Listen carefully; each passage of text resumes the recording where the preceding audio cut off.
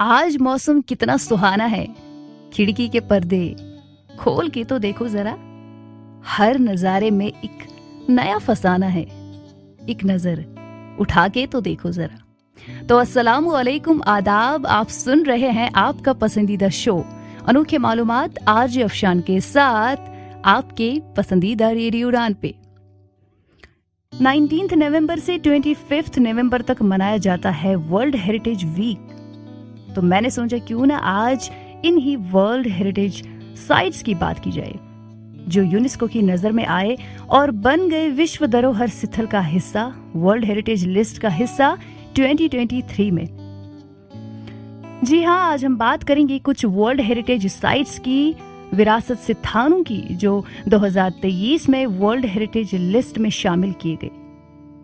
क्या खास है इन स्थानों में, क्यों बन गए ये वर्ल्ड हेरिटेज लिस्ट का हिस्सा, ये जानेंगे हम।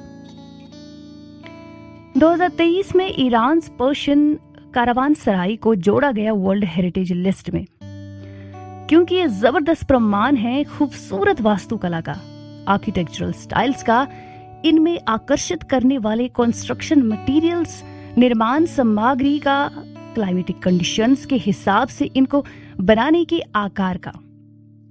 ये लगभग 1000 किलोमीटर तक फैले हुए हैं। आप काफी उत्साहित हो रहे होंगे ये जानने के लिए कि ये कारवानसराई है क्या।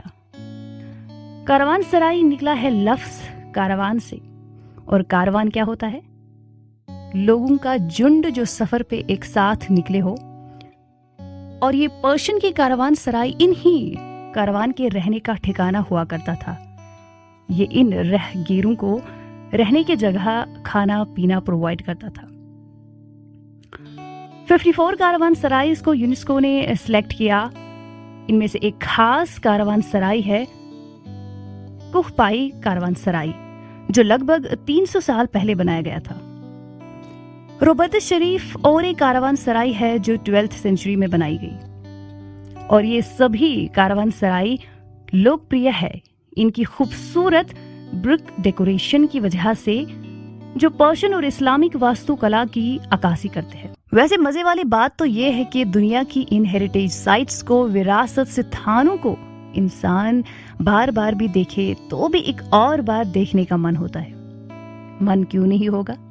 कुछ खास तो होता ही है इनमें जो हमें उत्साहित करता है इनको देखने के लिए। तो चलिए इसी उत्साह के साथ हम बात करेंगे एक और वर्ल्ड हेरिटेज साइट की जो 2023 में बन गया वर्ल्ड हेरिटेज साइट। वैसे इसका नाम बड़ा ही खूबसूरत है, मेरे नाम से मिलता जुलता है, ज़रफ़शान काराकुम कॉरिडोर। जी हाँ, Zarafshan Karakum corridor of the Silk Road, लोकप्रिय सिल्क रोड का ज़रफ़शान काराकुम वाला हिस्सा।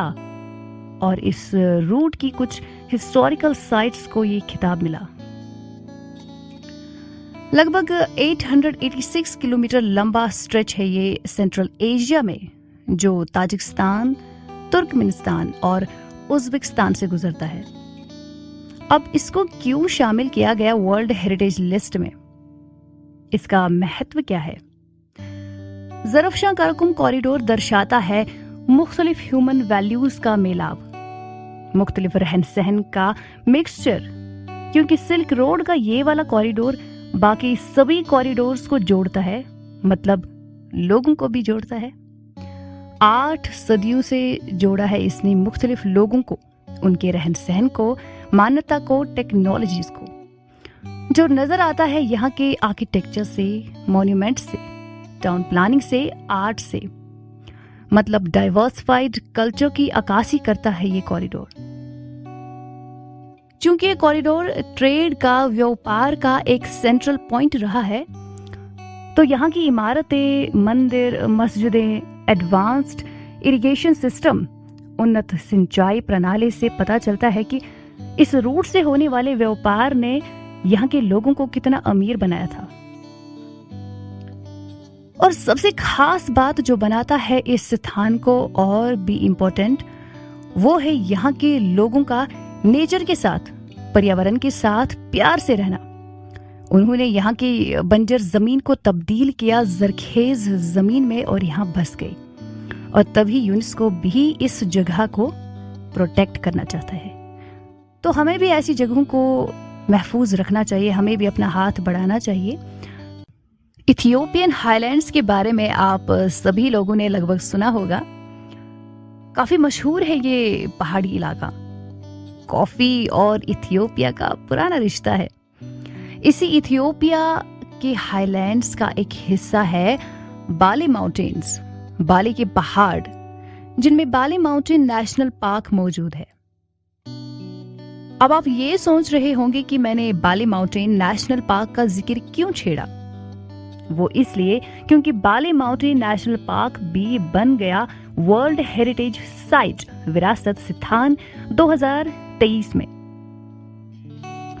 वैसे तो इथियोपिया को माना ही जाता है कुदरती अजूबों का घर, मगर इस नेशनल पार्क को इथियोपिया का ज्वेल, गहना माना जाता है और तभी इसको ऐड किया गया वर्ल्ड हेरिटेज लिस्ट में। ये एक इम्प्रेसिव लैंडस्केप है, प्रभावित करने वाला परिदृश्य है जो लगभग 2150 स्क्वायर किलोमीटर तक फैला हुआ है, जिसमें वादियां, पहाड़, जंगल, ग्रासलैंड्स, पेड़ पौधे, जंगली जानवर रहते हैं। एक खास जंगल हेरिना फॉरेस्ट, जो कि अफ्रीका का बहुत बड़ा क्लाउड फॉरेस्ट है, वो इस परिदृश्य का हिस्सा है। Bali mountain national park biodiversity hotspot, जैव विविधता हॉटस्पॉट भी है। बहुत सी एंडेंजर्ड स्पीशीज, खत्म होने के खतरे में जो स्पीशीज है वो यहाँ पाए जाते हैं, जैसे कि इथियोपियन वुल्फ। और ये वुल्फ है one of the rarest canid species in the whole world wide. एक खास प्लेटो भी यहाँ प्रेजेंट है, सैनिटी प्लेटो, जो लगभग 11,811 फीट की ऊंचाई पे है।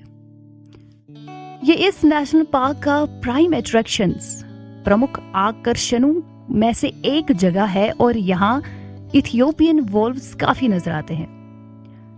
इतना ही नहीं बल्कि वाइल्ड लाइफ लवर्स के लिए, जंगली जानवरों और जंगल से प्यार करने वाले लोगों के लिए ये एक बेस्ट जगह है। हाइकिंग, ट्रैकिंग का भी मौका देता है ये। और ये है जन्नत, हेवन, बर्ड वॉचर्स के लिए, पक्षियों से प्यार करने वालों के लिए, वाइल्ड लाइफ फोटोग्राफर्स के लिए। हिस्ट्री और मिस्ट्री के मेलाब की जगह साउथ कोरिया। जी हाँ, South Korea is a treasure trove of history and mystery. तो ये जगह क्यों नहीं बनाएगी अपना नाम वर्ल्ड हेरिटेज लिस्ट में, जहां साउथ कोरिया जाना जाता है अपने खूबसूरत मंदिरों, पार्क्स और के पॉप कल्चर, जो कि कोरियन पॉपुलर म्यूजिक है। वहीं पे एक मिस्ट्रियस जगह, रहस्य से भरी जगह, जिसके बारे में ज्यादातर लोगों को नहीं पता होगा, मगर उसने अपना नाम बनाया वर्ल्ड हेरिटेज लिस्ट में। और वो जगह है गाया तुमिलाई। हाँ जी, गाया तुमिलाई को यूनेस्को ने रिकॉग्नाइज किया इसकी कल्चरल इंपॉर्टेंस की वजह से और इसको शामिल किया विश्व धरोहर स्थल में सितंबर 2023 में। ये जगह इतनी महत्वपूर्ण क्यों है? वो इसलिए क्योंकि ये जगह गाया किंगडम, गाया साम्राज्य की, जो कि एक कदीम जमाने का कोरियन साम्राज्य रहा है 1st सेंचुरी से 6th सेंचुरी तक। इस साम्राज्य की सोशल लाइफ, सामाजिक जीवन की, पॉलिटिकल लाइफ, राजनीतिक जीवन की, संस्कृति की, कस्टम्स की, इन सब की अक्कासी करती है ये जगह। इस साइट पे मिलते हैं अर्दन माउंट्स, मिट्टी के बड़े ढेर, बड़े टेले, जो छोटे, मध्यम आकार के और बड़े आकार के भी है। और इसी से पता चलता है कि यहाँ पे इनकी जो सामाजिक जिंदगी थी वो हायरार्की की बुनियाद पे टिकी हुई थी। मतलब यहाँ भी स्टेटस, रुतबे के हिसाब से लोग बंटे हुए थे। और यही माउंट्स गाया साम्राज्य की राजनीतिक जीवन की भी अक्कासी करते हैं, क्योंकि यहाँ पे मेन 7 बड़े माउंट्स मिलते हैं, जो 7 मेन टॉप लीडर्स के लिए बनाए गए थे, जो शक्ति में, पावर में तो सेम थे और सभी खुदमुख्तार थे, सॉवरियन थे, मगर कल्चरली, रिवाजी तौर पर जुड़े हुए थे। इन माउंट्स पे अब सब्ज घास ऊपर से चढ़ी हुई है, काफी खूबसूरत दिखते हैं ये। और तो और अंदर से बहुत सारे कमरे हैं, पोट्री, मिट्टी के बर्तन, ब्रोंज के हथियार, कांच के बीड्स, माला और कुछ जेवरात भी यहाँ पाए गए हैं। दुनिया में जितने भी महत्वपूर्ण स्थान हैं, जितने भी कदीम जमाने से संबंधित स्थान हैं, उनको महफूज रखना हमारी जिम्मेदारी है और यही जिम्मेदारी निभाता है यूनेस्को। और यूनेस्को ने जर्मनी के एक शहर आफर्ट की कई मेडिवल जीविश स्थानों को विश्व धरोहर स्थान में शामिल किया और बनाया इस स्थान को 52nd world heritage site of Germany. और ये साइट बनी दूसरी जीविश साइट जर्मनी की, जिसको वर्ल्ड हेरिटेज लिस्ट में शामिल किया गया। 2023 में ही इसको भी ये खिताब मिला और इसका वैल्यू और भी बढ़ गया। सदियों तक तो इस जगह को मानो भूल ही गए थे। अब ये जो खिताब मिला है, this discovery is a great gift. इस स्थान पे असल में मौजूद है 13वीं सदी की मिडीवल जीविश स्टोन बिल्डिंग, पत्थर की बनी इमारत, एक अनुष्ठान स्नान, रिचुअल बाथ जिसको मिकवाह बोलते हैं, एक ओल्ड सिनेगॉग भी है यहाँ पे जो एज अ स्टोर हाउस चीजें रखने के लिए इस्तेमाल किया जाता था, और एक रेस्टोरेंट, इसके साथ साथ एक डांस हॉल भी मिलता है यहाँ पे। ये सारी चीजें रिफ्लेक्ट करती हैं, दर्शाती हैं एक आम जीव की जिंदगी और उनका रहन सहन सेंट्रल यूरोप के क्रिश्चियन डोमिनेटिंग सोसाइटी में, इनके मजहब के बारे में, कैसे ये क्रिश्चियन लाइफस्टाइल को और अपने तरीके दोनों को संभाले हुए थे। तो चलिए इसी के साथ हम बात करेंगे ओल्ड टाउन ऑफ कुल्डगा की, जो लैटविया के पश्चिमी हिस्से में मौजूद है।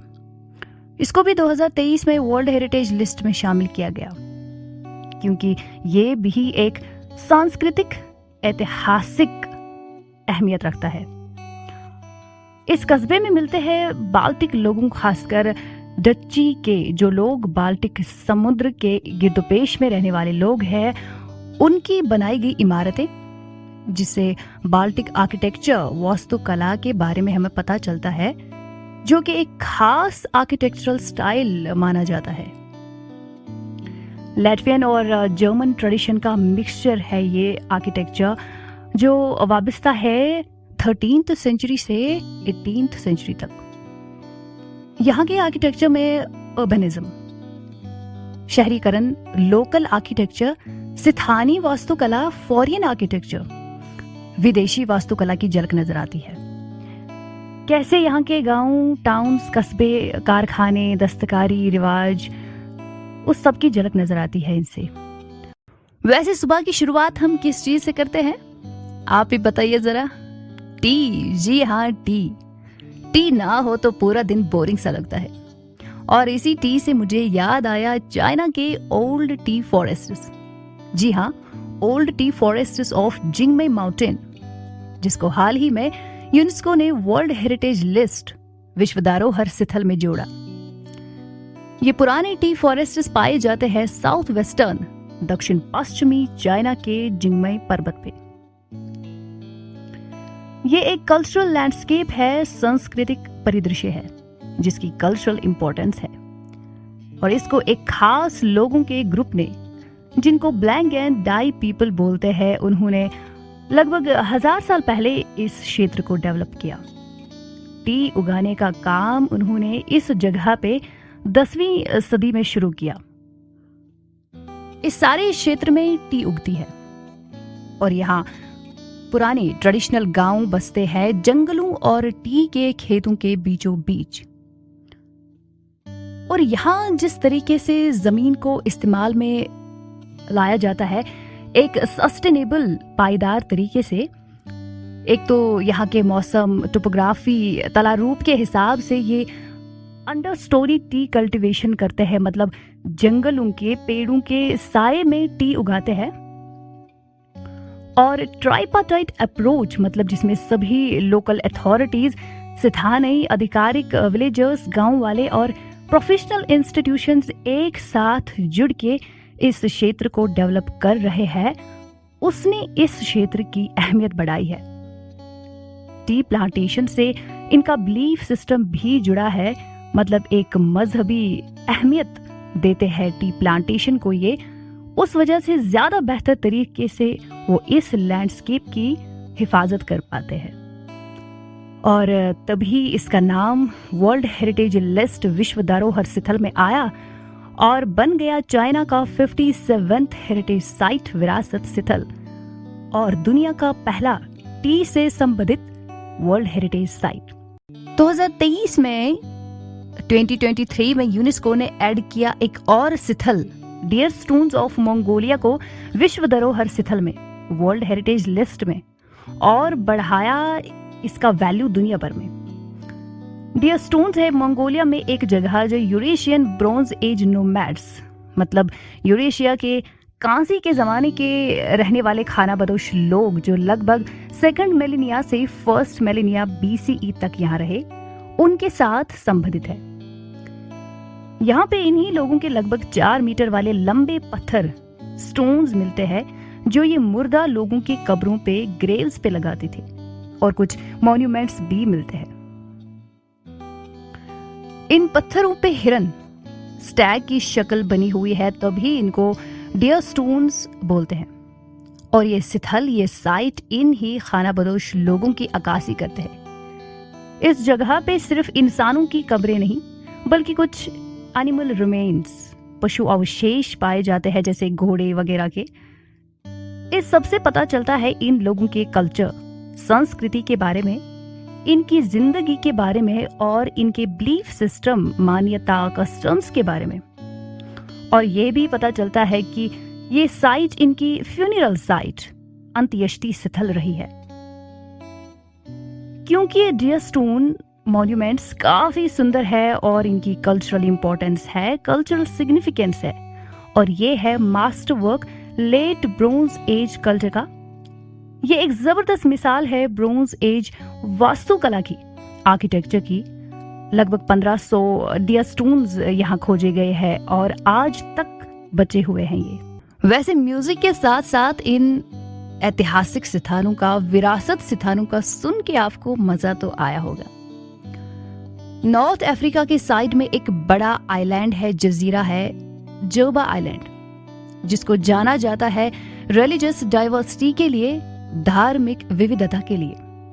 यहाँ पे बहुत सारे कल्चर्स का इन्फ्लुएंस है, असर है, जैसे कि बर्बर्स का, अरब, जिविश और अफ्रीकन संस्कृति का।